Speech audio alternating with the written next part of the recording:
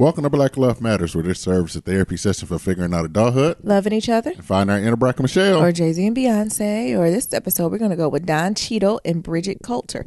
Now, you don't hear about Don and his woman too much, do you? No. They hear the women. They've been together since 1992, but they're not married. Okay. And they have 2 children. It's something fascinating about this. They go way back. Well, y'all know Don Cheadle. He's an actor. He's been in series and movies, comedy. You know, he just been a little bit of everything. He kind of up there with one of the GOATs, I think, too. But Bridget Coulter, she's also an actress. Y'all probably remember her the most from Rosewood. Y'all remember Rosewood? Yeah. For all the children who ain't seen Rosewood, stop what you're doing right now and go watch it. Ooh. Between Don Cheadle and what is the mama name? Esther Rowe. Jesus. Mm-hmm. Ving Rhames was in there too, wasn't he? Yep. Oh my goodness, it's such a good movie and such a classic black cinema. Just actually classic cinema period. What would you say about that, Nira? Oh, Rosewood? Rosewood. Oh, man, Rosewood is the bomb. Rosewood will get you in your feelings really quick. It make you want to go punch a white person in the face. Like, it shows it was black love in that story too, right? It shows the endurance and the resilience of black love, right? Like, it basically was a self-sufficient town, right? And then the white folks just came and wrecked it. Black owned. Basically, what they do now, honey. It just came and destroyed it, and they had to leave. Like, ugh. You got to watch the whole movie. It was a great performance. And right. Don Cheadle, one of his scenes where he had to get in that casket. Ooh, Jesus. The strife of black people. But what you think about Don Cheadle and his wife? His partner. I didn't even know Don Cheadle was even with nobody. So this is a surprise to me. What you mean you ain't know he was I didn't know. That's probably the best way to keep it, honey, in Hollywood. Let's get down. See, now they would be a perfect couple, right, to be on Black Love Doc. Is Black Love Doc gone? What I ain't seen it on over in a minute. I've been looking on my on demand. No, nothing. Maybe it's just not on demand anymore. They on hiatus? Maybe they on hiatus. Let me type it in. Black Love Doc. Documentary, season 2. It seemed quick because it was only 4 episodes. Yeah. It got to be more than that, right? Right. Order. I was going to say, Oprah don't order 4 episodes. You were silly. Yeah, it looks like we just on 4. Oh, wait, plus 5 more. Let me see. 4. Oh, maybe it was only 4. Really? Season 1 was only 4. Really? Oh, that was a very abrupt ending. Damn. Did that feel like an ending? No. I thought it was more to come. So season 1, the titles were episode 1 was Where Does Love Begin? Then it was Tripping Over Hurdles. Then it was Falling Down, and that's one's Getting to Forever. Season 2 was How Love Begins, Getting Down the Aisle, Accountability, and Life After Baby. Mm-hmm. Shit, that's it? I guess so. Well, maybe season 3 they keep breaking it down, but I feel like they needed a little more time than that. I thought it was going to be 8 to 10 episodes. Me too. I thought it was going to be my summer watch. Where's all the B-roll at? I don't know. Oh. What? Why are you laughing at me? Okay, we supposed to be on Don and his woman. Who is you? I'm Neil. And I'm Nayan B. And this is episode 154. 154. It's Friday. Be sure to leave a 1, 2, 3, 4, 5 star. The only star that I recognize is 5-star rate and review on Apple Podcasts and on Stitcher, and follow us on all forms of social media at Black Love Matters. That's Black with no K. What you got going on? Not too much. Just a little bit of gratefulness and gratitude. Like, God is good. Neem and I, we sat down and finally did our budget for Silicon Valley. And we looking good, y'all. Like, Neem, was it just me, or was you two trying to tiptoe around it? I just didn't know if I need to go good or bad. What was you thinking? I didn't know if I need to go become a cam boy online and just be selling all types of feet pics and man boob pics. You know, I want to get into selling that pictures of my feet business. Because them girls on Instagram be selling them feet, honey, for $50 a feet. Right. And they be like, whatever polish you want. $50. What? Look, I wear a size 15. I'll put whatever polish Nobody you don't want on them rusty feet. What you talking about? I think it's supposed to be delicate, Nero. Well, my feet can be delicate. No, I ain't nothing delicate about those. Them shit's soft. Yeah, they're soft, but they ain't delicate. They take the whole picture. You need the panoramic picture.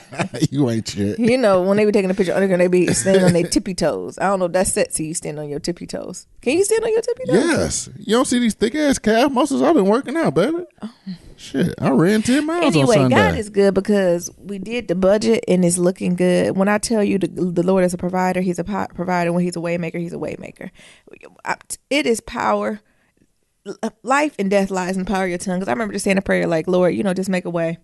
Make me not want for nothing. I'll do your will. Just let me know. And when we start doing them numbers, and the numbers start adding up, and when we finished the money, the budget, we were still in the green. Mm-hmm.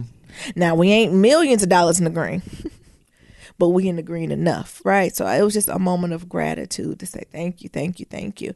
And the thing is, we just beginning, right? So Niram's gonna find him a job, and we're gonna go from there. Yeah.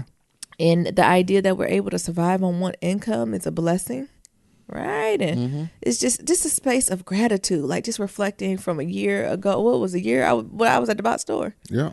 A year ago, what was that? Were we in June? Yeah, June. I was at the bot store doing God knows who, what. No, what. I need to go back and listen to them episodes and see what I was talking about at the bot store. Mm-hmm. To now, right, where my energy is so much lighter, I'm just so, so grateful. So I think this weekend I'm just going to be in a space of gratitude. Okay. Yeah. Well, these past couple of days, I've been doing a little reading, y'all. Oh, you've been in the readings of? Berkshire Hathaway. Oh, okay. Mm-hmm. It is interesting. It gotta be, honey. It is money always interesting, ain't it? Interesting how these white folks talk about this money. Mm-hmm. So I've been doing that. I've been listening to some podcasts. I think my new podcast is Planet Money. Yeah. It's a NPR podcast, and then another one I'm listening to is called Invested. It's with this hedge fund manager and his daughter, and he's like trying to teach his daughter like about investing. Yeah. So it's like real like conversations. Like if I would like sit down with you and like teach you about DJing, yeah, it's pretty much like that. Very, very casual, just learning as you go type thing, and it's really interesting. Yeah, yeah. Other than what's that, something you've learned so far? The strategy to everything is rule number 1: don't lose any money. No, but they strategy from what I'm learning is long-term strategy. So you want to invest in things that A, you believe in, and B, 10 years down the line is going to be doing better than what they are doing right now. Really? Yeah. So that was like 2 of the rules. Gotcha. But there's like 4 rules. Next week I'll give you all the other 2. Gotcha. Thank you. After I looked at my notes. Please. Other than that, Deezus and Mero, shout out to them. Winning. The goats. Winning. I don't know about goats, but they're winning. They the goats. I don't know about the goats, but they're winning. Them niggas then moved on up. They have a small place, corner in my heart. They do be on fuck shit, but they do have a small place in my heart. Them niggas moved on up to Showtime. Hey. And got their own late night, the first late night show. On Showtime. That's what I said. Showtime never had a late night show? No. That's what's Showtime's smart. Whoever was over there. My thing is, how Viceland let that go? Maybe Viceland can't compete with Showtime money. I don't think Viceland can compete. Do you? I don't know. With Showtime? Do Showtime own Viceland? I don't know. That might be the T, honey. They might be the same parent company. But I just thought it was interesting because I was like, damn, Viceland, y'all ain't gonna even fight. Like that was the only. I started watching Viceland because of Deezus and Mero. Viceland had some decent shows on it. They did, but it was like consistently. It was mainly because of Deezus and Mero. I'd be like, oh shit, it's 11 o'clock. Turn on Deezus and Mero. Yeah. Now, I can catch a documentary whenever. Ooh, you don't watch Most Expensive? It's with 2 Chainz and his dog. Hell, that's going off. Oh, I don't know if it's canceled, but that season's over with. Oh. So, well, I'm happy for them, right? It's a broader audience. I think it's going to be hilarious. I just hope they keep all of their money. I hope they just have a very good accountant. Somewhere DJ Envy's angry. I'm just starting shit. I'm just stirring the fucking pot. And Charlamagne got a new show too. Oh, DJ Envy is mad. I bet he should. Well, no, didn't he supposed to have a show, that boring show with his wife? Yeah. Oh. No one's watching it. Nope. Charlamagne got a TV show too. Another, MTV again? No. I shouldn't say again. A TV show is a TV show. What is on HBO, Showtime? Oh, he done moved on to premium. Yeah, he on premium too. That nigga winning low key too. Yes. Shit. You think Angela? The blessings are in the neighborhood. The blessings are in the. Is Angelita her come up yet? Does anyone give Angela Yee a show yet? Told her to take that podcast and sit down. Talking about sexism. Mm-hmm. Well, I can't say that because DJ Envy don't have a show yet. I'm hating. I'm sorry. We got some pillow talk. What do you? That was good news. Nero, when was the last time we had a good news episode? I think it's another time for. Last week. We need another one. Well, shit. What else? Good news. The Reed and dropped their new clothing line. You see break that? up with them? Yeah. 86 and I'm done. I was like 86. I thought that was murder. Am I old? It's 187, baby. Oh, what I say? What? 86 and I'm done. I thought that was murder. What? That was murder. What? That ain't shorthand for murder. I done 86'd it. 86 is not murder. No, we're done. 86 is when you throw a resume in the trash. What? Are you making this up? No, that's like some old slang. The lady next door. I done went down there and applied for the job. They done 86 my resume. That's what I said. Called Killed me it. back. I thought I was throwing it in the trash. Oh, same thing. Oh. Shout out to the Reed. Yeah. Mm-hmm. Yeah, I do got pillow talk. Oh, you want to talk a little bit about Queen Sugar? Yeah, what we got going on with that? You watched it. What you think? You watched it too. Blue is bad. As usual. Blue gonna pee in that bed again because they done finally told him that the parents ain't getting married. Mm-hmm. Blue just was hanging on to the thought that his mom and daddy's gonna get married. But they on their own walk. I didn't see so much of myself in this damn TV show. This well, episode. tell us. From Blue and his parents being like, we ain't getting married, to Davis and what's that boy name? The light skinned boy? Hurt feelings. Damn, what is his name? No. Mica. Oh. To Davis and Mica falling out. Well, don't separate it. We talking about Blue. Okay. So and Beyonce's sister and Ralph Angel. Okay. So you tell them about it and then I tell my real life story. All right. So Blue asked his parents, was they going to get married? When they get married, is they going to move in together? And they both looked stupid and crazy. And it's like, no. And then at the end of the episode, they told him that they ain't going to get married. And Blue started crying fake tears and left. How does that relate to you? I remember being young. And my mom and daddy wasn't there, never married. They've been together for like 30-something years. And I remember being like, so are y'all going to get married?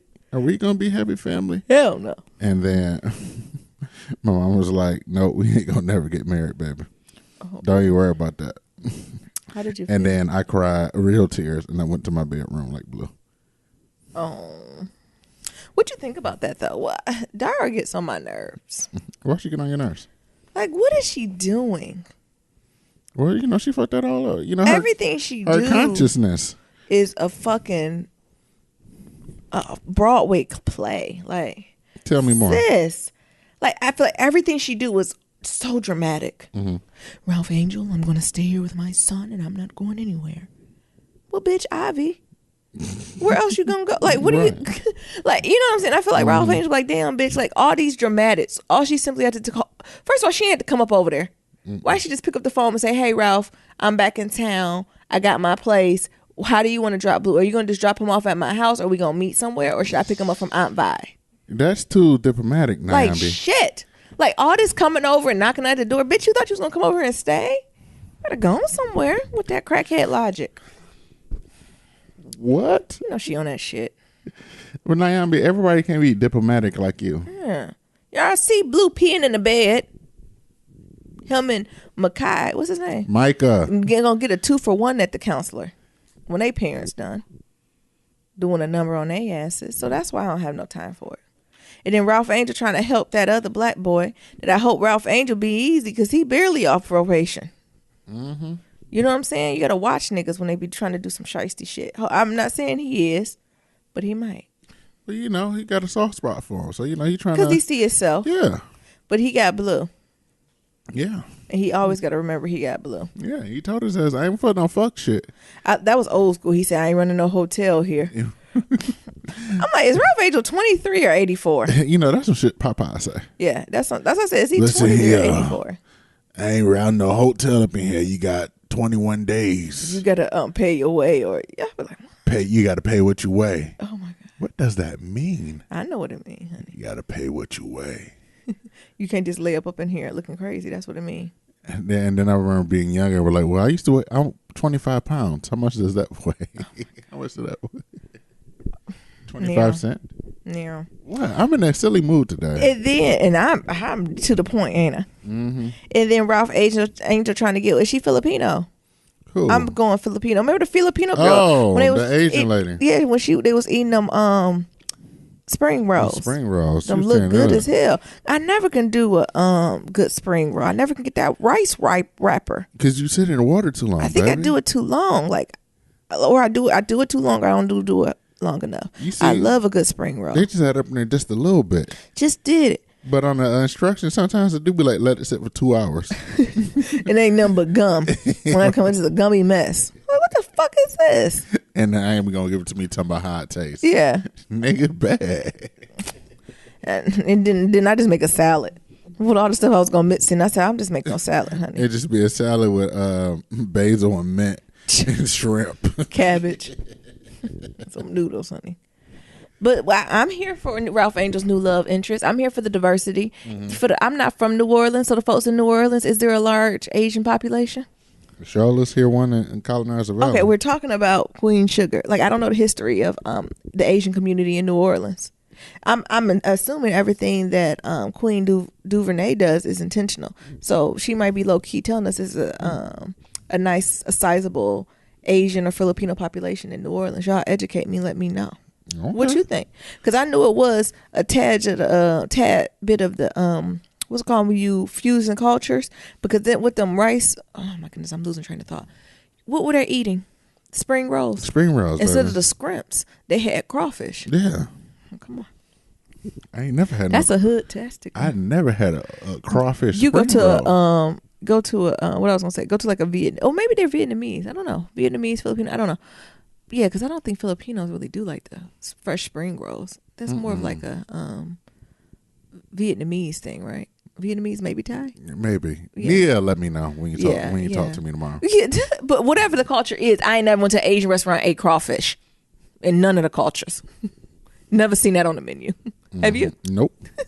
So I'm curious about that infusion of that culture in that area, right? And I kind of like her. She's smart. She got some sense. Her family looks allegedly stable. Did shout out to the ability inclusion. You ain't see her brother with that Down syndrome? Yep. On the back right corner. Come on.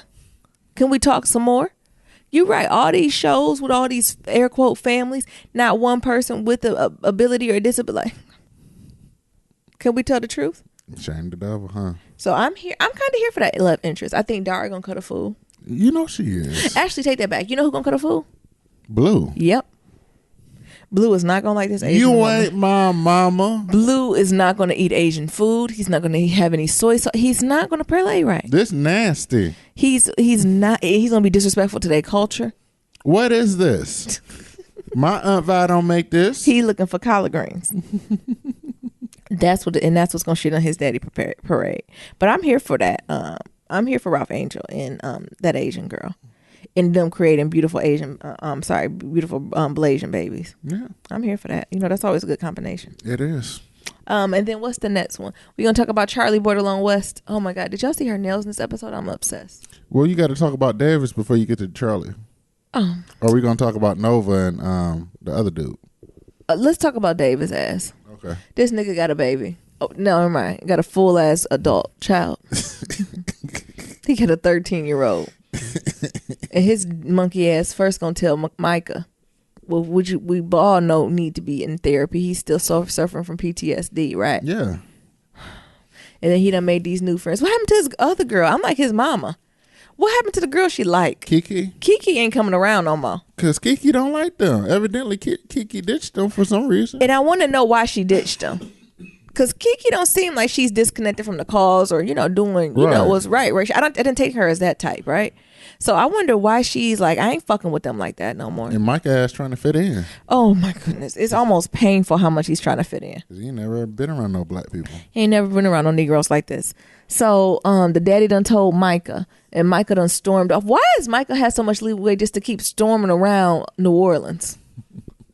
I never remember just being able to do that to my parents. Like, even if they said something I ain't like. Because Detroit a big city. They live in a small town. That shit only like 5 miles long. Like, I can storm to my room. Look, where he gonna go? To the creek? Like, that's what it looked like. They just be going in circles, honey. They went to the creek, to the plantation, into jail.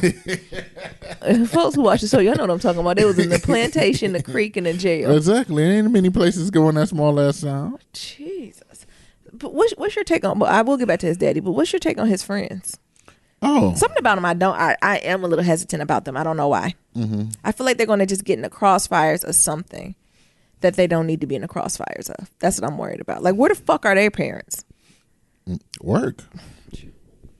Niram, what's your thoughts on them? You got to tell your story. Well, you give me a chance to. You want me to tell the story about my daddy telling me I might have a sister or take me to a sister? My sister? We're not there yet. We're talking Okay. about Mica and his friends. What's his name? Mica. Mica, baby. Mica. Yeah. Mike. Mica. Yes. Mm-hmm. Um, They talking about you don't got regular milk. And you're trying to be fake woke, talking about to make a Gilga take a gallon because they got a drought in California. Shut up, nigga. I think that's what my mom would have said. My friends start talking like so that. stupid ass nigga. Shut up. Ain't nobody talking to you. I think Micah is just green, and I think you really see it when you bring somebody who's like really sheltered into like some people that's like not sheltered, and it's going to be that just the position of hoodness or country hoodness and Country hood. his like prim and properness. Is that what it is? I don't know. He just clueless, honey. I think he's just green. Even after he done had a pistol in his mouth. That don't mean shit. He's still Make green. you even greener, honey. Look, it's reverting back. Come on. So I think that's interesting, but I do have a real bad feeling that him and his friends gonna get caught up in some shit that don't got nothing to do with especially nothing. that one dude. That don't got nothing to do with nothing. That one dude, he looked like he gonna start some shit. Yeah, unnecessarily. Mm-hmm. It's a borderline between fighting, for a reason, cause, and purpose instead of just fighting. Right? And I think it's important for us to teach our youth there's a difference. And sometimes you have to save your energy to fight the battles that's necessary to fight. Like, I don't know if it was necessary for them to go to that plantation and go yell at that white man, knowing damn well that white man don't own that. He probably got to make this check to feed his goddamn kids. Like, do you know them? Like, the perspective, right? Mm-hmm. So, interesting. All right, go back to Davis. Telling Mica, he got this kid. Mica ran off to the swamp. And then Davis then come and tell Charlie Bordelon West, and she have a full on waiting to exhale moment. Mm-hmm. And scene. I just don't think. I don't know if Charlie had. I don't know if her reaction was too much for me. Like, you divorced. You divorced this nigga. You knew he was on some fuck shit. But it's still like you knew. I'm not saying she shouldn't have been upset, but she was acting like, "Oh God, how did this happen?" Well, it ain't never crossed your mind he might have had a baby. Especially after that, we forget he was like raped, wasn't he? He was like running a train. Yeah. Raw.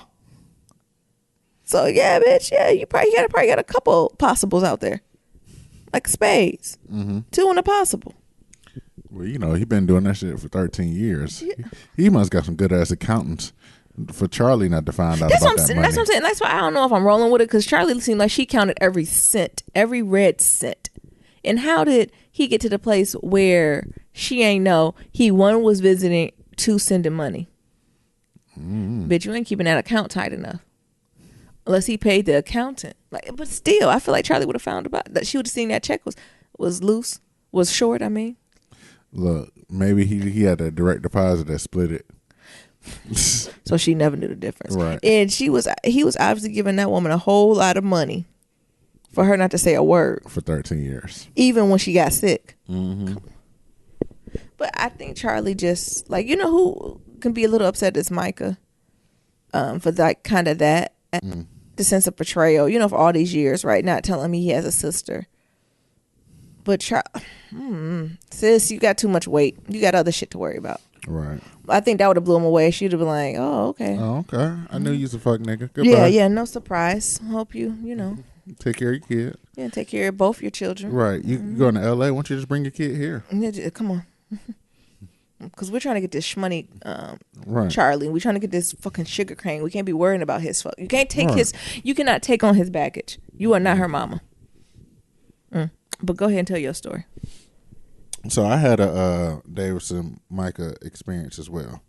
So I think this is a couple of years after like my dad finally left the house and like moved out and went to one of his other properties. That he called me up like, Nerum, come on, boy, we about to go for a ride. And I was like, where we going? And I thought he just had me like I needed to go help him with something back at his house. And he's like, I want all my kids to know about each other. When I'm dead and gone. I I just want to make sure that all my kids know about each other. So, listen here, Nero. You got a sister, and I'm gonna go take you to go see her. Oh, at that moment. Yeah. It's like what? I got a who? You got a sister. She gonna do what the who? And how did that interaction Her go? name is Gigi. Oh, okay, you don't be putting people names. Well, that ain't her real name. Oh, okay, Jesus. That ain't her real name. I'm just making sure. Her name is Gigi. And then it was just weird. Like, well, how old is she? And then, I did the math. I was like, oh, I'm 4.5 years older than her? And it's like, where did this happen? You already done did the math. Well, I ain't proud of some things that had happened in the past. That's the fuck nigga favorite thing. But, I just want to make sure that all my kids know about each other. And this is the second time he did this. Oh, shit. So this is the younger sister. And so we go over there. I say hi. Oh, did you say I said hi? Nero, meet your sister Gigi. Okay. Gigi, meet your brother Nero. And then he did like one of those hand things where they like go on and be brothers and sisters. And what did y'all do? What? What did y'all two do? This was awkward. I was like, hi. And she said, hey. And we just kind of looked at each other. Oh. And then my dad went to go talk to his baby mama for like 15 minutes. He was like, all right, now let's go. Damn. Did you ever see her again? Yeah, multiple times. Oh. How was y'all relationship? Did y'all ever have a conversation? Like, I always wonder the opposite side. Like, did they feel left out? Like, did they feel like the black sheep? Did they feel unwanted? Stuff like that. Truthfully, I don't know. Because, we was kind of like forced together, like different parts. Because, like, because you gotta remember, like, when my mom and dad broke up, like, it wasn't times where I just seen her. So like it was times like summertime when we had like those summer trips down to like Alabama, Mississippi, that he'd go get her, and like we'd just be road tripping together, and like we just never got along. I remember just being like, "You fucking crybaby, like leave me fucking alone." What? Yeah. And then like it was a period of time where I really didn't like not associate myself, but never mess with my father's side of the family. Like I went off to college. I really just didn't keep up with that side. Gotcha. And then, a couple of years ago, people would tell me like different stories about her, like, oh, this was going on, or blah, blah, blah, or, your sister got shot 8 times. And it's like, what? You remember when I told you somebody, one of my cousins called me and we played Guess Who Got Shot? Oh my God. And I'm like, Lord help me. I hate when people like, Near, guess who got shot? What? I'm like, I'm guess like, who died? Who? And like your sister. And I'm thinking the sister on my mama's side. Like what? No, your other sister. Oh my goodness, I would have passed Gigi. out. I've been the first one to talk. Right. Gigi got shot. Like Yeah. what? Yeah, she got shot 8 times. She was dealing with dating a drug dealer or something like that. And some of his homeboys, flipped on him. He came in there and killed, shot everybody execution style. And she had to hide under some dead bodies to survive. Near him. I'm like, damn. This is enough. Why y'all telling me all this in one shot? Near him. And it's like, it was weird because like, how do you feel for someone that you really don't know that well? only had like interactions, like minor interactions, and like haven't seen or talked to that person for like at least 10 years at that point. Because I think the last time I've seen her was like ninth grade.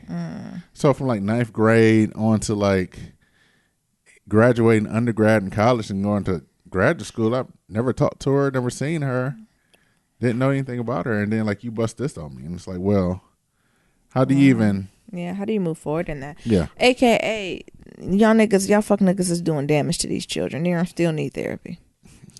Go get it. Near you made me forget the hell I'm talking about. We were talking about Davis and Mica. So that was the second time. I had it the first time too. And that's why your mom was over this shit. Yeah. I don't blame her, honey. And then my mama, that ain't your real sister. Don't believe your daddy. She said, don't believe everything you He had a paternity test and it came back negative, and he was like, I'm still gonna take care of that baby anyway. I got a cousin who said something similar. So I don't know if I believe that, but okay. And doing that, I should say. This is real life shit, y'all. I know. Niram done been completely transparent. I didn't know who was going there. He done made me forget the damn story. I talk about all my traumas on this. This is a therapy session for figuring out adulthood. Loving each other. And the next fuck shit is what's going on with Nova and that black man who used to date Charlie Borderline West. Remy. Ooh. Oh, Remy ain't nothing but a nigga. Niggas ain't shit. It's always a nigga's dream to fuck sisters. And tricks. What? Yeah. That's a nigga dream. Yeah, that's some niggas' dreams. It's not yours. I don't have. It's some nigga dreams. I'm the only child. Yeah. So that can't be no dreams. I know. Not for me anymore. Bye-bye. Bye-bye. But what do you think about that? Like, that's just all fucked up. And then you know how Nova always trying to have this higher moral ground. But she always had this higher moral ground, but she be on fuck shit. Because Niram had me cracking up. Because I was like, well, what was Nova doing the first 2 seasons? And Niram talking about being an activist and fucking white dick. I said, Jesus. She always run into shit like that. Right? Like, what is. What happened to Academic Bay? She gone. And she's like, I just want someone to love me for me. Nova. Love yourself first, sis. Love yourself. And then is that everyone? Oh, and then Charlie start kissing up on that white man. We already told you that's the major plot line of the season, the power of the pussy. That's the overall thing. Is she gonna get pregnant by him? And that's how she gonna bring down the Oh my god.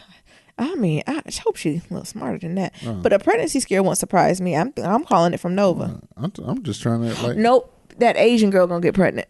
Ralph Angel, the one who need the kid to least. What? Ralph Angel gonna get pregnant? It's always the person who need the least kid, who needs the kid the least. Ralph barely holding on to Blue. So he's not gonna have a little Asian multicultural kid in there too. You like that writing, huh? That's gonna be a pretty baby. Yeah. Well, look at Blue. He's cute, right? Well, I guess Blue not real. Blue ain't his. Ralph is gonna be like, I know. I'm trying to. I want my blood. I just want somebody of my own blood. Why Ralph should be talking that old black man shit? Because he had an old black daddy. How did he get in jail? He wasn't using old black since then. No.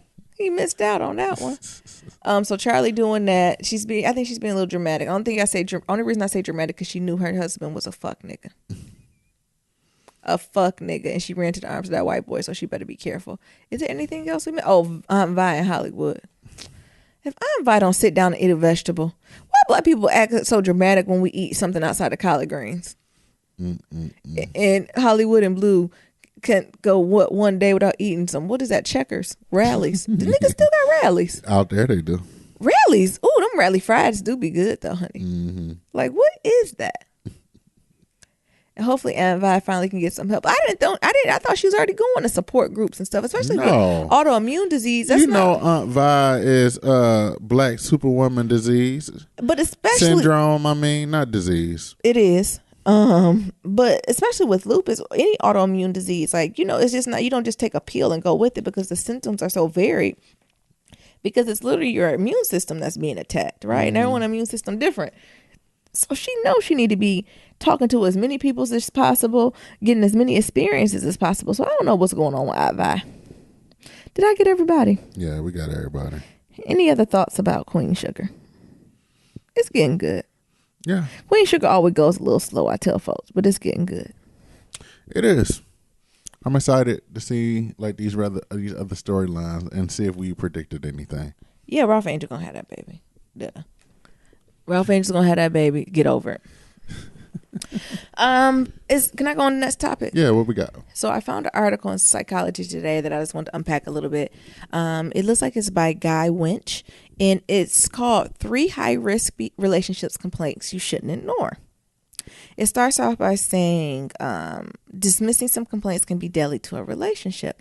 And some of the most common causes of long-term relationship breakup is when a member of the couple stops complaining about something that really matters to them because her or his previous complaints have been ignored. They might stop complaining, but because the issue remains, they continue to resentment builds, and that drifts into emotionally unavailable, which then leads to the ending of the relationship. I think that's a word though, right? I think sometimes when you're in a long-term relationship and you keep telling them over and over and over again, eventually you either continue or you stop. Right. And then once you stop, that levels of resentment does build up, and resentment is a nasty monster, ain't it? Some of the things they repeat is, I told you over and over again, but didn't do anything. And then the response is, because you stopped complaining about it, I thought we were okay. I got a friend who went through something similar like this, and now it's ended in a divorce. To the point where, he almost delusional, like, oh, I'm going to make it work. And it's like, oh, make it work was 18 months ago. We're at sign the papers. Oh. And let's leave with dignity. Right? Because she stopped complaining. Yeah. And she's like, I'm packing my shit up. I'm done, right? She made a decision. I'm done. I've complained for years. And don't get me wrong, this friend ain't just stay around for a couple of years, like years of complaining. Then you get to the point where you just was done. So I think that's the word. You want to jump into the 3 most common complaints you shouldn't ignore, Nirams? Yeah, what's the first one? The first one is frustration about sex. So complaints about not having enough sex or feeling unsatisfied with your current partner's sex life is very common in a relationship. But one thing that shouldn't be common is not voicing your complaint about this, right? So if there's a difference in like frequency in which you do it or how you do it, or the chemistry isn't just there, it's something you need to talk about. So therefore, when your partner voices sexual frustrations or concerns, take them seriously, discuss with them honestly, work on finding mutual satisfying resolutions to follow up, deliver promises. If you're stuck, get educated, blah, blah, blah. Now we're going to give you Niram and Nyambi's stand. So frustrations about sex, Niram's thoughts, and how you handle it. If your nigga be like he ain't get it enough, you better get that nigga none, but get that nigga some, or that nigga go find it somewhere else. Are you serious? What? Say that stupid shit again. What'd you say? What did you just say, Nero? I said if your nigga complain about not getting enough sex and you ain't giving none, you better give him some, or his ass gonna find somewhere else. Let him go. What? What the Kid Fury and them say? What they 86th? Oh, break up with him. Well, what you think? But I think that's, when you're thinking about sex though, like, definitely though, like some people feel like that is like one of the most intimate part of them, and I know for like and that's a male, not true. But I think for men, like sex is a part of what they consider love or like just intimacy. So it's like, oh, you're not having sex with me, you don't love me. A reach. I mean, I get what you're saying there, and I think it gets to a point where yes.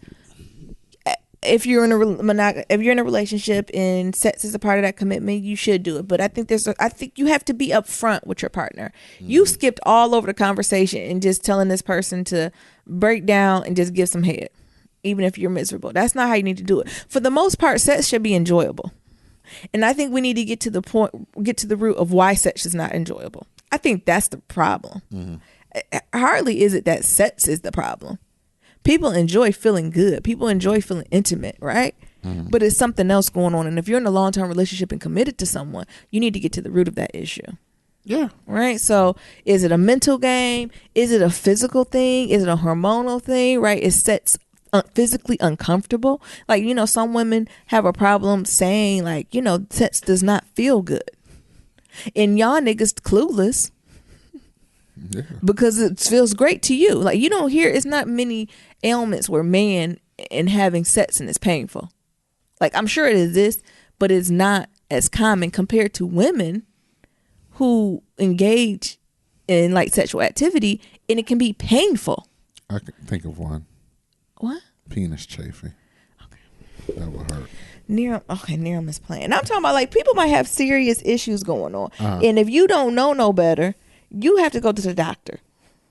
I always say that's where you start. Start with your primary care and be like, sex ain't getting it. And it's not because I hate who I'm with, right? He ain't cheating around. I'm attracted to him. I love him. I want to do this, but either emotionally I'm not there or physically I'm not there. I need some help. And I think that's an important first step. Once we go and get all that stuff, and make your partner and your man a part of that process so they see. Niram, you don't think it's a different instant if I'm taking you to the doctor and saying, Doc, I want him to dick me down. What did Beyonce say? I want vitamin D. And it's just not connecting. How can I make that connected? You don't feel a sense of like, oh, okay, she working it, like, or that don't mean nothing. No, but that means a lot. But evidently, when you thinking about this whole conversation, the frustrations about sex, evidently they not even going there. They're not even having that whole conversation to say something's going on. That's what I'm saying. That's where you have to begin. But what I'm saying is somebody got to open up and say that. But if they don't say that and they just keep turning it down, niggas gonna get frustrated. So, damn, I keep asking for it and she just keep turning me down. What the fuck is going on? And she never say, I got some issues going on. So do you think it's the place of, so as a man, you would never say anything? You would just come up with saying, I want some head, I want some pussy. You never be like, well, babe, I'm sorry. Are you okay? Maybe we should go to the doctor. See, niggas. Mature Niram would. Niggas. What's that article you and Nia just talked about? What? Talking about prostate cancer will get relieved with sex. Like, Yeah. That's what I'm saying. Sex is just a physical thing. It ain't intimacy. But it takes emotional intelligence to be able to get to that level to be like, I love you, you love me, I'm attracted to you, you're attracted to me. You don't want to have sex. Is everything okay? Have I done anything wrong? And if not, let's go to the doctor. I hear all that, baby. Men, try that on your woman, see what she say. But I'm just trying to what get you think? She be like, bitch, I don't need to go to no doctor. Well, why you don't want to be with me? I'm just trying to get into the mind of premature Niram. So the other flip side of it is the bitch is just sometimes tired. Can we be for real? But the only reason I started with like the medical stuff is because what is the rate? I think it's like 25% of women have some type of, I want to say erectile dysfunction, but that's what they call men. Mm-hmm. But like the female version of that. Yeah. Where it's undiagnosed. And we just think this is normal. So that's why I'm pushing this go to the doctor stuff, because it's 25% of people that could take some type of supplement or do some type of hormone, and all that'll be fixed. Their life will change forever. And I want them to do that. But now there is another percentage over here that's just tired as fuck. It's not that they don't love their man. It's not that they ain't trapped, but they're just fucking tired. What is your response to that? Get some coconut oil.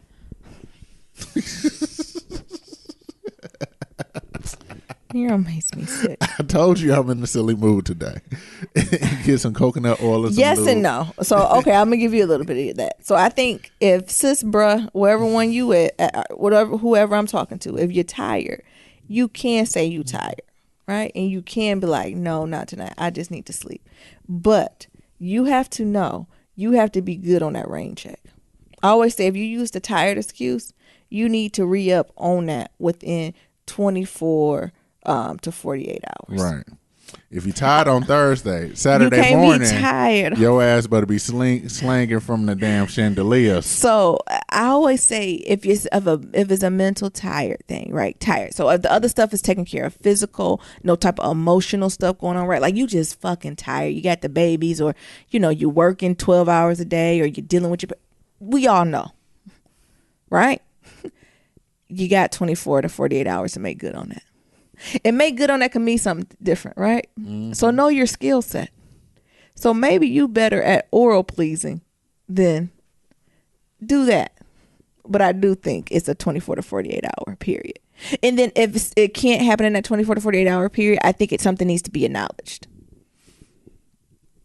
To say, I didn't make good on my promise. Ooh, some niggas gonna be mad. So look, Because it's about communication. Because I think all niggas be getting mad. Like, dang, what's going on? I know a scenario. Nigga gonna lose his shit. So what happened? It's Wednesday. This is a hard conversation. It's Wednesday. You be like, you tired. I got you on Friday or Saturday. Yeah. Saturday morning come. I'm tired. Menstrual come. Well, nigga gonna be like, so it's gonna take 10 days? Oh my God. I'm already frustrated enough and I gotta wait 10 days? That's not fair. Some people have sex order on their period. So I think it depends how kinky you want to get. Throw some towel down or get in the shower. But as a woman, if you don't feel comfortable having sex on your period, no. Then no, you gotta wait. It's her period. You better be blessings. Because obviously y'all already tired. You don't need nothing added to the groove. Blessings. I'm just saying, some niggas will lose their shit. Are you speaking from a personal truth? I just know some niggas will lose their shit. What'd you say? You know, speaking from personal truth? I just know some niggas will lose their shit. I gotta wait 10 days. Now I gotta put my foot down for all the ladies out there. For menstrual, when you're on your period, it is the woman's decision. Now that's when I can be like, when I'm done, right? You know, some women don't mind, and it shouldn't matter, right? Period blood not gonna kill you, right? But some people prefer not to, and the woman has the right to choose. Yeah, I defer to the woman in that relationship if any periods or menstrual cycles are involved. My bad, y'all. My toxic masculinity is showing. Yeah, I think that's just the first to the woman if she's willing to or not to have. Because again, some people, it's just not about bleeding. Like some people have really painful. It's like a whole scene from Dexter during a period.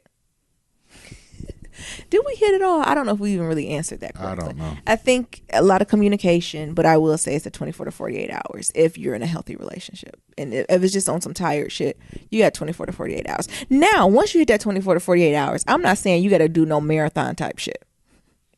It's completely okay to set the timer for 15 minutes. That's also something people don't tell you in long-term relationships. All sex isn't like rose petals, candles, essential oils. Sometimes it's like, okay, it's 5:45. My alarm clock goes off in 13 minutes. You got 10? I thought you gonna say it's commercials in between Queen Sugar and then other TV show coming on. It's like 3 minutes of commercial time. You better get it in there, nigga. But I think sometimes that happens while you're on your sexual journey. That might be what your life is made out of. And I think it's okay to make the most of that too. Right. So I that's also a piece that folks don't tell you. Then you might go through phases where everything's elaborate, right? Everything's a romantic evening. Everything's hot, and that's okay. But it's the ebbs and flow in the relationship. Mm-hmm. And to go through that and remain honest in your communication, and it goes back to taking care of yourself too. So making sure you're okay mentally and physically. The rest of the stuff I think could be worked out. It's an awkward conversation, especially I think the earlier you are in a relationship, the more awkward it is. The more years you got on you, y'all know what it is. Just have a real conversation. Yeah, have it. And when you can't perform or you can't do what you got to do, say it. Say it. And I know I'm saying getting the coconut oil, and you let me know. Would you rather me be upfront of what's going on with me, or keep playing coy and push you off? Be upfront so I can know. So. And if not having sex for a month is enough for a nigga to cheat and leave on you, break up with them. AKA sign Kid, Fairy, and Crystal. Break up with them. 86 them. What's the next one there? Clashing with the in-laws. Ooh. Well, you want to speak on this? You just had something there. The thing is, I don't even clash with your in-laws. Yeah. If anything, you clash your own parents. Yeah, but I think I do think it's important to have, you don't got to be best friends. I think it's important to have a cordial relationship with your in-laws. So it says marriage involves a formation of a new family unit. Even if they are no children, that becomes a new priority in terms of loyalties and obligations. Ooh, loyalties and obligations. It's loyalty. That's a thick word. Mm-hmm.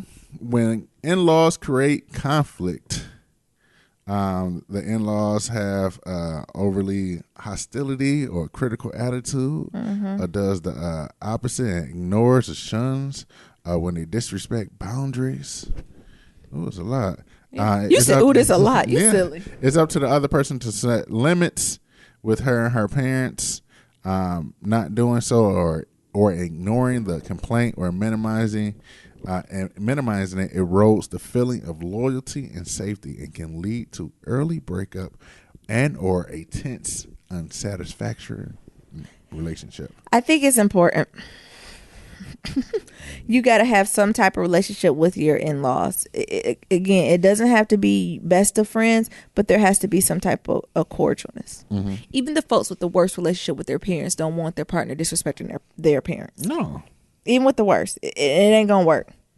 And you have to know that your in-laws ain't your parents. Like, no. You have to be aware of that. It can cause so much conflict. Yeah. My family's a little bigger than yours. How did that feel? You having it really don't matter to me that much, because I think I have a good relationship with your whole family. That I'm not really bothered by it. Yeah. I think for you, like since my family's so small, you only got a few people to please, and if not, you fucked up with the whole family. Versus, I can beef out with a cousin and go on the other side of the room. But y'all got so many damn cousins that it's a lot of other buffers. It's another cousin but I don't like that nigga either. Right. I can find a cousin that can agree. Yeah. But on my side, there's only a few cousins. It's it. When it's done, it's done. Right. Yeah. Also, what I'll say about that topic is about setting boundaries and expectations. And we all know about our parents and in-laws. They're going to limit us like puppies. And what's important is that first violation of the bullshit, that you nip it in the butt. Mm-hmm.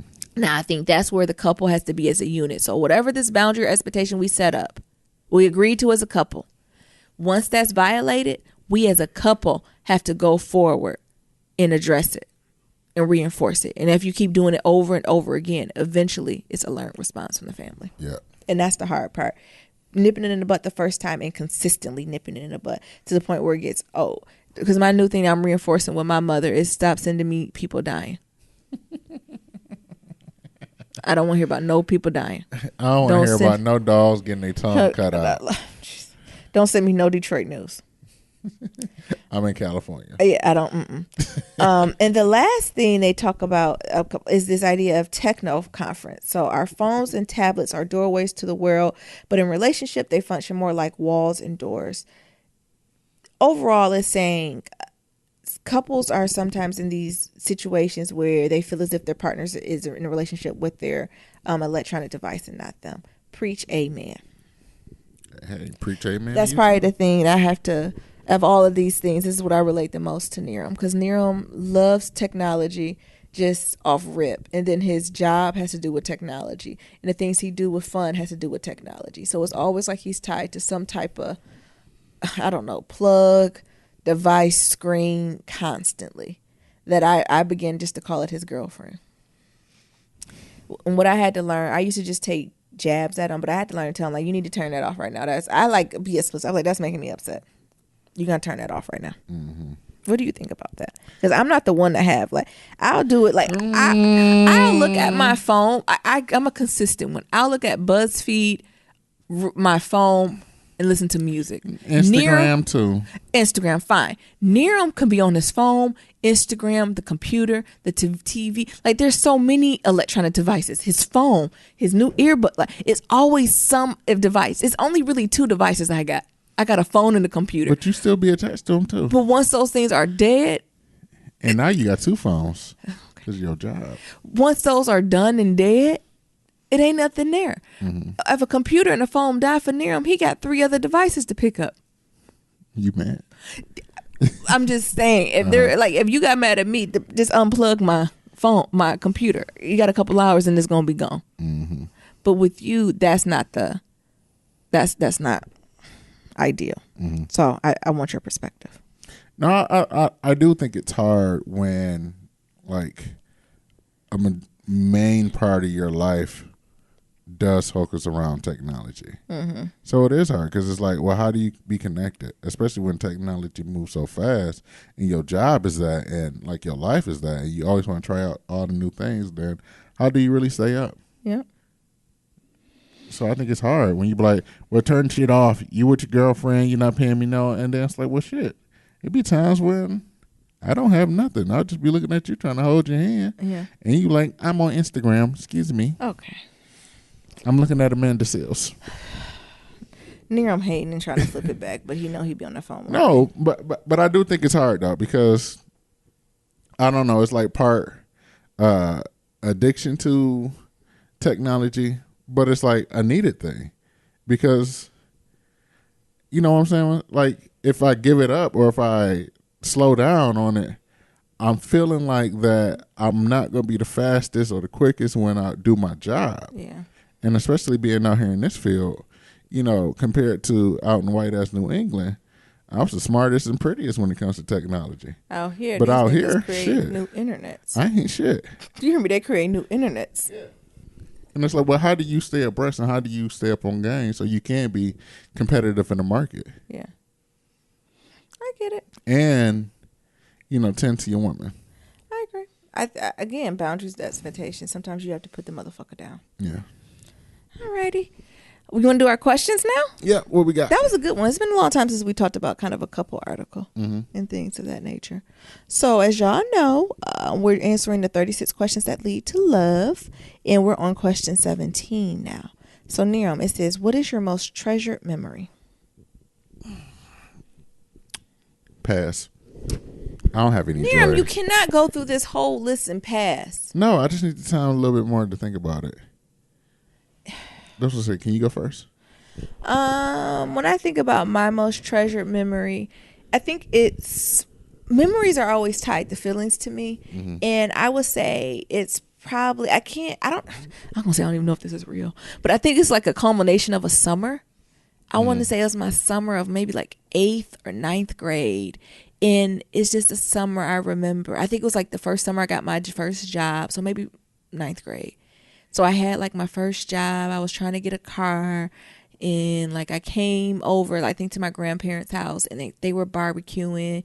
Everybody's outside. People are laughing and playing. Like my Uncle Junior, like everyone just came over. So it's just a sense of feeling of family and connection. Like I said, that might be a culmination of a bunch of memories. Mm-hmm. But when I think about one of my most treasured feelings and memories is that. Right, so being young, getting my little piece of Saturn. I had my first car was a Saturn, windows down. I'm sure some type of Destiny's Child or Ashanti blasting. My cousins, you know, I'm the oldest cousin, so they like, oh, you got a car? I'm like, yeah, nigga, I got a car. Like just that whole feeling and that energy. That I think those are my most treasured memories. Like a true sense of childhood.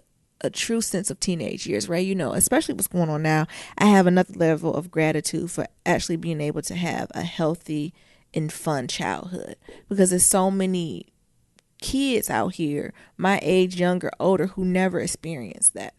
Yeah. Right? And I fully had a childhood. Now, don't get me wrong, my mom was crazy, right? Everybody got stuff they could have did differently, went differently, right? But one thing I can say is I had a full-fledged childhood, right? Like, the ones you see, like a Chris Brown music video from 10 years ago.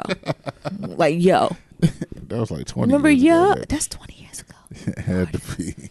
You remember that video, yo? Yeah. Like, just that type of feeling and like, I don't know, like, or even that, like, you know, that's when I first got like my first cell phone. So I'm talking on my phone to my friends. What the fuck are we talking about for hours? Nothing. Mm-hmm. Maybe a boy I'm talking to finally done got the courage to exchange numbers, and we don't got to call the house phone no more. We can talk to each other. Like, I got a car, they got a car. So now we meeting at the movies, like really starting to date. Like that was, I hope everyone can experience that feeling. It's something about that freedom. If I could bottle that up and redo that carefreeness. Now, don't get me wrong. I don't want to go back. I don't want to relive it. I don't want to do high school again, honey. High school was not the peak, okay? I ain't hit the peak yet, hey. But that feeling, that's what I would say. I don't know if I cheated with that answer, but that's not a care in the world. Like the worst care was like making a nail and hair appointment and spending my little check because I only made $5 something an hour. $5.15 an hour. So once I made $5.15, that's enough to get my hair, nails, movies, frozen yogurt, and then give my mama some money on my car insurance. Because my mom collected hers, honey, in cash. Like go to the bank, put it in my hand. All right. And then she go deposit in her bank account. Yeah. So since you talked, I had a chance to think of a couple treasured memories. I think one of them was when I signed on for my football scholarship. And I remember everybody being so proud. Like that summer of like packing up, just saying goodbye to everybody, and be like, I'm gonna go play football at this black college, and I'm gonna have fun. And everybody be like, "Nia, I'm just so proud of you. You gonna do big things." And that was one of them. Well, you like to talk more about that. Like, how was it? Like, how was it when you found out you got the scholarship? It was like a sense of relief because I ain't had to go work at the plant. Oh, okay. I was gonna ask you how they tell you, but yeah, that's speak your truth. No, it was a sense of relief because the other choice was to go work at Ford. No, it was work at GM with my mama. Cause my mama was like, "I can get you this supervisor position." Yeah. At GM, and I'm like, I'm trying to go to college. Like, nigga, we ain't got no money for that. Yeah. So when I signed on, like on signing day, because I even signed on signing day. Oh wow. That whole experience of like signing on signing day, graduating, and then that summer of like packing up and saying my last goodbye to everybody as we drove down, was definitely a treasured memory. So I remember like the road trip was like me, my mom, my sister, and I think my youngest niece, and like just going through that whole experience and like getting to the college campus and like meeting up with some of the people I met through like freshman orientation. It was cool. Yeah. Second one was when you and I drove from Detroit to white ass New England for the first time. What? That's a treasure memory. In your small ass Ion. Shout out to Saturn. And we got there in like 15 hours because it was a badass car accident on the road. And we was like standstill traffic. Like 3 hours. And we went to this restaurant, got some pizza. Ate pizza and laid on I think we had a mattress in there. A blow up? No, we had a mattress. Laid on the mattress and just went to sleep. Yeah. For like 22 hours. That's crazy. Yeah. That was a good time though. Like, and we were just there alone. Yeah. And I think our parents got mad because we didn't call. You ain't call us to let us know that you made it home. Nigga, we tired. We just drove 15 hours. We literally crashed. Right. Oh my goodness! I'm sorry. I was reminiscing. I forgot this. Oh. The next question. Oh Lord, here we go on the flip side. What's your most terrible memory? I have one. I don't know if I want to speak on that. Shit, I got a couple. Well, go Nero. Shit, the day we both lost our jobs. Yeah, I would say that's probably mine. That was a bad one. Because I remember reading this like, what you doing here? You like, what you doing here? We was like both holding tears back. We were both trying to be strong for each other. Right. And yeah, I think that's my most terrible one too. As of now. And you said, I got a couple of them. Like, I can go and back we just cried. Yep. Did we make it into the house at least? Yeah, we made it to the house. We just made it into the house and sat on the couch and looked at each other and just boo-hooed. And just cried and cried and cried. Yeah, I didn't know what I was going to do. But God turned it around. Yep. Only turned it. Yeah.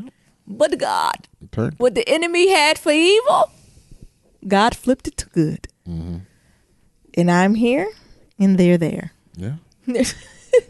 But you think about these situations that you be like, I don't even know how we wiped ourselves off like that next day and just I don't even remember what we did after that. Do you know what I'm saying? Like, I just don't even know how we put one foot in the front of the other like that. Because our head was spinning. Like, we have bills, we have mortgages. How we're going to eat? Like, what are we? Right. What are we supposed to do? And was alone. Yeah.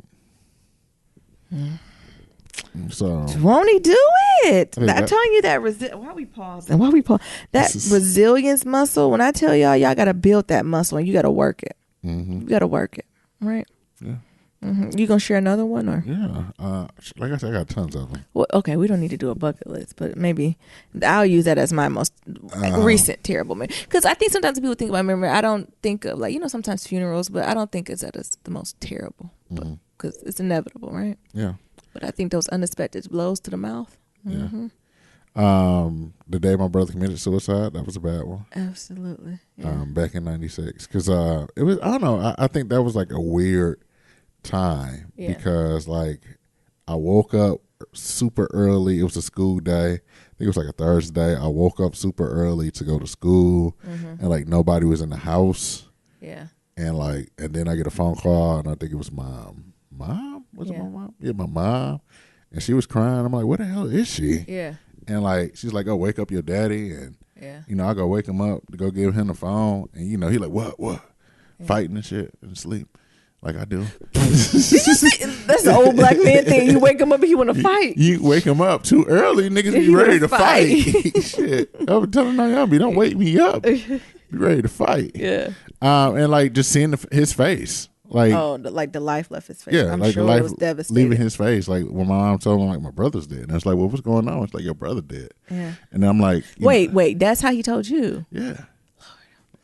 Because I was like 10. So, because I gave him a cordless phone. Yeah. And then, like, you gonna be nosy, looking in grown so folks' I mouth. stayed there. Looking in grown folks' mouth. And, he an old black man, so he done sat on the corner of the bed. Oh, my God. Not the corner of the bed. He didn't let him, what did he smoke? Cools or Newport 100. Oh, it's by his bed. So he done lit a cigarette and put the phone on his ear. Yeah. And he's like, what's going on? Yeah. And then, my mama told him whatever he told him. And then, like, the cigarette and dropped. Yeah. I'm going to set the house on fire. And then I was like, well, what's up? And he's like, go put on some clothes. I'm like, what's going on? Yeah. And him being like, your brother's dead. And, like, me thinking, like, somebody had killed him.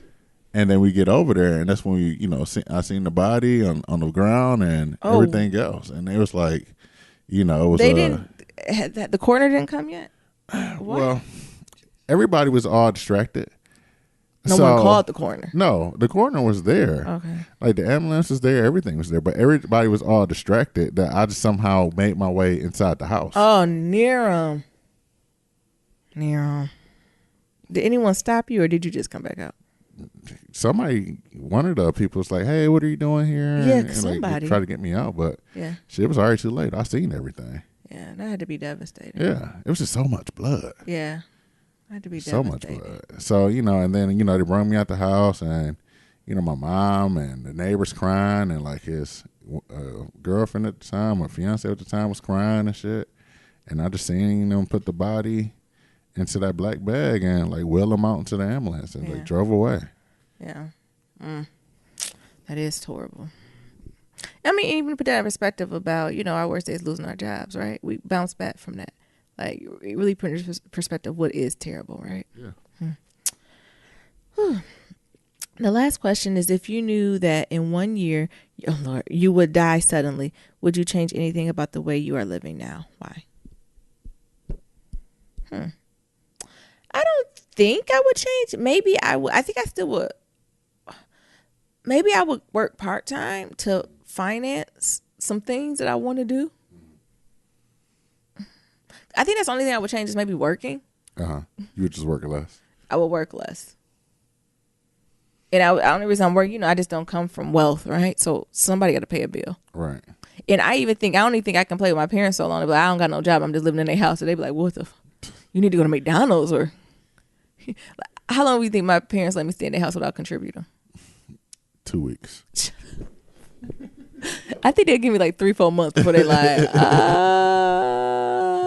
so you don't have to work, in any high tech, but you can ease on back to the box store and pay a heating bill, right? Mm-hmm. So I other than that, like, I'm happy, right? I will continue to go to church, love the Lord, go to the movies, hang out with Nerum. I think maybe probably make more time for, and speaking of, we need to reach out to Nia because we're at our, we need to do our goals check-in, but probably make more time for that. So maybe that's the wake-up call. So being like, all right, Nia, time for a visit, like, going and making sure I see friends more. So, because what's happening now is our close friends, we all used to live closer to each other, but like our really close friends, we're all spread out, like at all corners of the United States right now. So if we lucky, we see each other once or twice a year.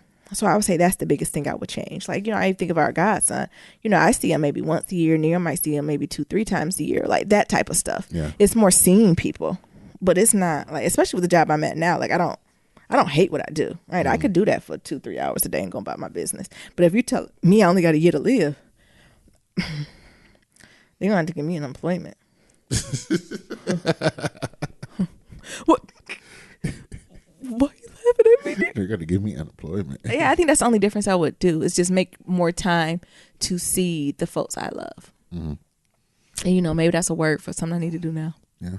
But that's it. But everything else, I'm walking my talk. I'm walking like I talk it, like the Migos say. Mm-hmm. More so than I think I have in a very long time. I'm walking the walk and I'm talking the talk that I fall in line with, right? So everything I do, I love what I do what I love. And I mean what I say what I mean. Even I had to get with my parents, they'll ask me certain questions and I will preface and say, I'm on a new walk with the Lord. So it's really hard for me to bend the truth. So are you sure you want the answer? Have you noticed I do that? Yes. I'm not. I just don't have time. What? Yes. So good that I got a compliment from my supervisor. Shit, I wrote an email so well. At first, I was like, "Is this white supremacy?" What do you think? Black bitches can't write emails, but then she clarified was like, because one of my employees, she young, right? So I'm just taking it on being young, super smart though, right? But first job, basic shit, right? So if you have a job where your job is to be in a place somewhere, that means you set a couple reminders. Mm-hmm. For the backup. Right. She ain't have no type of reminders or anything. She missed where she's supposed to be. And not only she missed where she's supposed to be, she didn't follow up with anyone to say, oh, I dropped the ball. Can somebody else jump in for me? Or my apologies, I overlooked that, right? Because it's not necessarily we're not doing brain science over here. So it's not what you do, it's how you handle it. You acknowledge it and you don't run from it. But she did what like a younger person would do and run from the issue and try to hide it. And so I sent a very direct email. And then my supervisor was like, that email was like butter. I was like, what? She was like, you just said it so explicitly, but yet kind. I was like, oh, thank you. And I'm thinking in my head, I'm on a walk with the Lord. I can't lie to this girl. Hey, sis, hope all is well. I heard this is happening and this and that. Let's have a conversation to talk about expectations, clarify anything you may be confused on, and figure out how we can make sure this don't happen again. Thanks. Like, it was but she was like, that was so good. What was good about that? Do managers not talk to their employees like that no more? No. Like, because the thing is, I didn't want to send her an email because I wanted to have a meeting. I didn't want her to guess what the meeting was about. Yeah. We don't got to fucking guess. No, it's about this, huh? And I want to give you enough time to figure out what you going to say to me. Yeah, what lie you going to come up with? But it ain't even about that, right? Like, how do we fix it? Like, and that's what I want to reiterate. It's not the fact that you forget. We're all going to forget something. Yeah. It's about how you recover from it. Yeah. Period. That's what I need you. I really wanted to say you just got to put on your grown woman panties. And when you fuck up, own up. Yeah. That's all I'm asking. Because when this would have happened, because I think it got back to me because other folks told me. Mm-hmm. If she would have took this head on, it wouldn't even got back to me. Yeah. Because it ain't nothing to get back to. Because the person, what they going to say, oh, so-and-so missed this, but they reached out, told to me, apologized, said it won't happen again. This is what they're doing to make sure it don't happen again. Well, what the fuck you telling me for? What? Near? I guess travel more. Like travels, yeah. You have to make time, space, and money for it. Yeah, but I would say travel more and being active. So I want to run the Great Wall of China Marathon. I want to run. Oh, that's a thing? Yes. I want to run the Disney Paris Marathon. Ooh. I want to hike Appalachian trails. I don't want to. Appalachians scare me. Appalachians mountain reads racism. It just reads just white supremacy. I don't know what they're doing in the mountains. Okay, I'm with you for the rest of the stuff down there. Nia have to go with you to Appalachians. I want to run the Australia I marathon. Go to that one. Yeah, I go to that one. I want to run like the marathon in Antarctica, shit like that. No, thank you. If anything, I would like to do more of those things. If I only had like a year left, just to hit them all. Yeah, I mean, but one thing I said I'm proud of is I wouldn't change anything of like my personal characteristics, right? So any of the invisible stuff that ain't gonna change. So this is gonna be the same Nyambi. If I got a year to live, I'm going to be here 90 more years. So I'm a little proud of that fact, right? Other than that, I'll probably get more credit cards and match the bitches out. Okay, that's what my dad. I think my dad said that. He's like, he going to apply for mini credit. His credit card is going to plummet. His credit score is going to plummet. I am swiping for every fucking body. What you want, Would you like a car? Look, swipe. You got a year. Because they coming to get that bitch in a year. But for 1 year, you can ride Look. clean. I'm gonna get a black what's it called, Tesla? What they say? Yeah, What did Tam did? I'm gonna get a black Tesla and name it Desi, and ride that bitch till the wheels fall off. You got a year. Come Some on. of the shit you better hide. They can repo a car, but if you had a TV, yeah, they you might got a not find TV that or bitch. watch maybe. You can, Right. we being silly. Take the niggas out the hood, but you can't take the hood out the niggas. Exactly. I know that's right. Mess out a few credit cards. We can use that to travel. Right. See, we had to mess it on stuff they can't take back. You're Right. right. A plane ticket. You can't take that back. I've already traveled. Like they can't take back that experience. Yeah, I've you already right. ran the marathon. It's What you gonna do? Take my medal? You can have it. Put it in my wheel. Come on. All right. It's Shout Out Friday now. All right, y'all. Be sure to leave a 1, 2, 3, 4, 5-star rating review. You leave a 5-star and it's nice, we'll read it aloud. 5 stars are the only stars that I acknowledge. Oh, Um, Apple Podcast. Apple. So we got one on Apple Podcasts. I don't know if we got any on Stitcher. I'll check later. Here. Every Friday, you say it's your favorite. It is my and favorite. then you wait right till we in the middle of record and it's like, oh, let me No, pull it because up. I know that we very rarely get reviews on Stitcher because, many people don't use it. Oh, I'm shady. Excuse me. So we got one. It says "Love It" by Cajun Buzzsaw. Buzzsaw. Okay, that is a name. It says love to listen to it while writing the report. Oh, what report? I don't know. You know, we be nosy. What report are you writing? We got emails. The first one's from Dr. D. The subject says Super Soul Conversation. It says, hello, Silicone family. When you have some time, please listen to Oprah's Super Soul Conversation with Anthony Ray Hinton. He spent 30 years. Oh, my goodness. He spent 30 years on death row in Alabama for a crime he didn't commit. The memoir, The Sun Does Shine, is Mama Winfrey's summer book read. Peace and love. Oh, I'm going to have to look. Oh, I got to get ready for that, though. 30 years? Jesus. And he had the strength to write a book? Shit. I don't even know if I could be. What's the folks who don't communicate? What? What is it? They don't.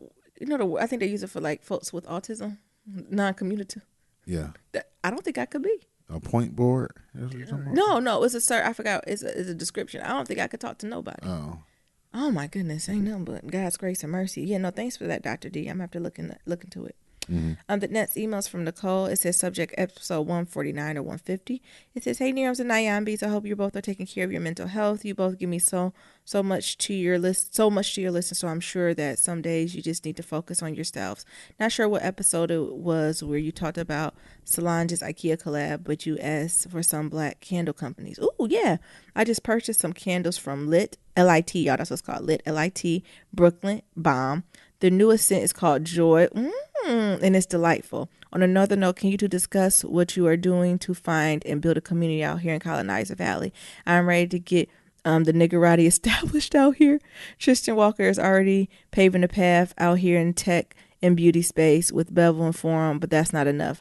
Also, how do you feel about raising children out here when you are so far away from family? My fiance and I are out here alone. Family is on the East Coast, and that has been a topic because most of our friends are, like, air quotes, stay out there for paternity benefits, then come closer to family. Thoughts? Thank you again, Nicole. That's a good one. You want to do that Monday? Yeah, we can do that on Monday. Because we've been talking about that too. Yeah. And it is some resources we do have about building community. Like there's some organizations that we're going to kind of go and kind of recruit folks. We was even thinking too, I feel like even from the folks who don't reached out to us on Black Love Matters. Yeah. We just, each one teach one. We do our own meetup. We got our own club. Yeah. The Black Love Matter Club. And you do monthly happy, even if it's a monthly happy hour, right? Right. And if you come, you come. If you don't, you don't, right? Exactly. I'm even thinking about something like that because there's enough of us. Because you got us, Tam, Den. We got Nicole, and what's the other couple? The two guys. I forgot their name. They're out here. Like it's a few. That's already what 2, 4, 6, 8. That's 10 of us. Yeah. And we all kind of around that family development age, child. Carlos Dillard. I thought it was Carlos, but I didn't want to be like stereotypical. Maybe like you just saying Carlos because Mexican people. But the nigga ain't Mexican. I know, but you know how the thoughts, you know how my thought process works. So, I think even between just us, right? Yeah. That seemed like a nice crew just to begin with. A nice little, meet up. Or sometimes you just want a community of support. because I even think about, I know we're talking about this money with kids. It's not even necessarily like the babysitting thing, because I think that first year you want to be under your child anyway. But it's about culture and having your children around other brown people and other brown people from like your lived experiences. Because like I said, I haven't had any negative experience with brown or black people out in Silicon Valley, but I will say y'all are different. Very much so. You are very, very much different. And babies and kids are very influential. And it's just some experiences you want them to have. Yeah, true that. And I think that's important. For example, I ain't even tell y'all about my Juneteenth. I'm going to do that Monday. Remember at work, they did a Juneteenth program. It actually wasn't horrible. But what surprised me is some of the questions that the blacks asked. That I was like, my niggerati radar went off. Like, what the fuck is going on? For example, one of the young men was like, what do I do when I'm uncomfortable? Mind, this is a supervisor, where there's an uncomfortable situation and I don't want to, I feel like they're uncomfortable and I'm uncomfortable talking about it. Neem, are you ever comfortable? Like that's the process. I almost want to raise my hand. I'm like, as just a black woman in corporate or business, is there a point where I'm ever completely comfortable? No. So I wonder, like, what the fuck is new? Like, that's how I come at it, right? So this ain't nothing new. And then also for the other person, so they're going to be uncomfortable for 10 minutes. I think that's how I'm able to write emails like butter. Because it's like, I spend half my life being uncomfortable. So you uncomfortable in this 30-minute meeting? Okay. Shit. Welcome to my world. We have a phrase called putting on your war paint. And this is you stepping outside of your house. You got to put that war paint on to deal with the whites. Yeah, and they had this conversation about what is the difference between being your authentic self at work and being your best self at work. So you already know how. Well, no, don't try me. I actually, honestly, I checked out when they put the Juneteenth episode. You know, I ain't like this. I know some of y'all blacks like this, but I don't. You know that Juneteenth episode with Blackish, and they did "I'm Just a Bill." That musical. I think. Did you like that? I'm just a slave. Yeah, something like that. Yeah, I ain't like that shit. The shit ain't cartoon worthy. It's not funny. Oh, my bad. Do you know? I know you can like it there. The blacks can like it. Like, people really like it. But I don't. I just took offense to it. It's a little coonish. Like, you don't see no oh my goodness. You don't see the Jews have a fucking cartoon about the goddamn Holocaust. But what you niggas doing? Coonish. For the white man. To make them feel what? Comfortable. Get the fuck out of here. But I be on 10. It's okay for y'all to like it. I still love you if you like it. I still watch Blackish. You know I love it. But that when I seen that episode, they almost lost me. Neum had to bring me back. Because it's serious. Yeah. Juneteenth is serious. We gained our freedom and liberation. Yeah. And you doing Schoolhouse Rock? You Schoolhouse Rocking this shit? And don't say it's a complex subject. You don't do it for the Holocaust. You seen any cartoon about the Holocaust? Nope. You do and see what the Jews will do. Shut that shit down. Hey, this is serious. They'll give you that Schindler's List in black and white. Okay, you hear me? Don't do that. So I don't like shit like that. It ain't meant to be lighthearted. I'm sorry, I done got off track. That's it. But yes, Nicole, we'll talk about that Monday. You sure you want to hang with us? Because I say things to your baby. That ain't funny, baby. This cartoon ain't funny. You reached out to your Silicon Valley case? No. Because I don't even know what breed of K's I'm going to be. Y'all know how Greek like. It ain't just the K's. It's all Greeks. Mm-hmm. Be on 1,000 and they going to get a whiff that I'm in tech for real. They going to want a referral. The thing is, I don't even care about that. But I need to... when I do things, I really like... I don't want to half-step it. Y'all know I'm on my walk, right? I don't want to go in there and get down with my sorors and they be like, can you do this? And I don't need to start lying or half-stepping. Mm-hmm. And what I need to do, so when I sign in, when I step into that room, when I step in with my all-white, feeling godly, I need to be 100% committed and ready. And I don't think I'm ready to give, AKA, my energy right now. I hear you. That's all. Because then I don't want to go in there and put bad taste in people's mouth, right? Mm-hmm. Ain't nothing worse than y'all know them sorors who would come in and be like, oh, bitch, damn, you had one job to send out the minutes. Do you know what I'm saying? Yeah. I don't want to be that. And I know that my schedule's fluctuating. I'm fluctuating. And I just want to be able to give my whole self when I do it, right? You know, it's brown babies out here. I'm assuming they have undergrad. Like, I really want to be able to wholly participate. And if I'm just going to be a passive participant, I can just stay a general member, and that's not a problem. I'm going to get me my brown suit. I mean, not my brown suit, my black suit and my apron, and go see what the square is up to. Yeah, why don't you go do that? You know, I need to go see what the colonizer Illuminati out here doing. I'm making a new internet. I told you that'd be my new tech. I'm making a new internet and a new reality. Because you know what they love out here, the AI, machine learning. What is the new hot words? Cloud computing. AR. AR. Yeah, they like that too. Yeah, those are the words I constantly hear. Yeah.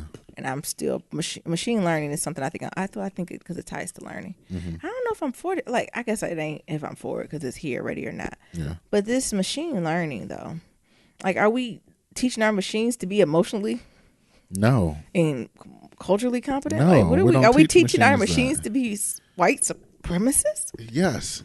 Well, I don't know if you remember. They don't want me to come to the meeting. Which company had like a bot that they're trying to like have the bot interact, and then so many people was interacting with it that it turned racist and they started saying nigger. Oh my God.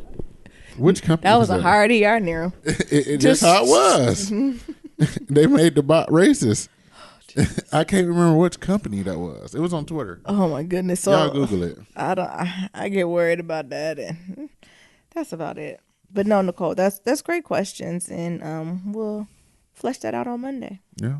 Anything else, Nero? No, I think that's it. We didn't have nothing on the website. You know, it's summertime, so you know niggas on vacation. Yeah, folks, and y'all should take it. Maybe that'll be also we'll talk about on Monday. Taking time in vacation. You might can't afford to do a 7-day, 10-day cruise or somewhere in the islands, but take a long weekend. Take an extra day off. Take a half a day. Like, really, remember we talk about taking that sabbatical? Yeah. Or you have to take time, y'all. Like, you have to take time. And I'm really speaking to the folks too who have either children or who are taking care of family members. Like, y'all have to take time. Like, I know sometimes you feel like if you stop, everything will come crashing down. But sometimes you have to sacrifice that for your own well-being. So I'm talking to the mamas, the daddies, the caregivers out there. You really have to stop. So if you feel like you think I'm talking about you, I am. So please take some time. Yeah. All right. Close us out, Nero. It's always to submit your Black Love story. Go to blacklovematters.com to submit a question for Kitchen Table Talk. Shoot us an email at blacklovematters@gmail.com. That's black with no K. To leave a comment about anything we talked about, head on over to that website at blacklovematters.com. It's black with no K. We got that SoundCloud, and we also got that voicemail, and that's at 508-784-1111. 508-784-1111. Talk to y'all later, and remember, love is ever evolving. Peace. Peace.